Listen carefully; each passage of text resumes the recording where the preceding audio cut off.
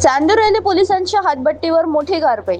9,78,000चा मुद्देमाल जप्त। 31 मे चांदुरली पोलिसांच्या ग्राम गौरखेडा येथील पारधी बेड्यावर अवैध गावठी दारू निर्मित करणाऱ्यावर हातभट्टीवर धडक कारवाई करत तब्बल 9,78,800 रुपयांचा मुद्देमाल जप्त नष्ट केला।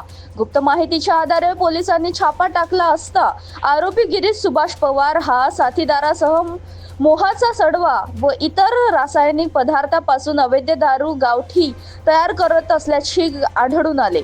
कारवाई दरम्यान पोलिसांनी 200 लिटर क्षमतेची 32 प्लास्टिक ड्रम आणि 10 लोखंडी ड्रम मध्ये भरलेल्या 84,000 लिटर मोहाचा सडवा आढळून आला।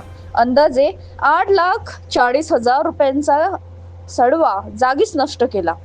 तसेच नवसागर, गुड, लोखंडी पिपरे, कढई, पाईप व इतर साहित्य जप्त करण्यात आले।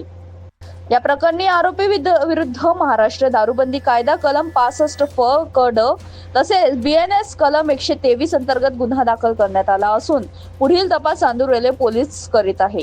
ही कारवाई निकेतन कदम, दत्ता तोटेवाड, अशोक थोरात आणि अजय आकरे यांच्या मार्गदर्शनाखाली करण्यात आले। नागरिकांचे आरोग्य आणि सुरक्षिततेचे हेच अमरावती ग्रामीण पोलिसांचे प्रथम प्राधान्य असे पोलिसांनी म्हटले आहे।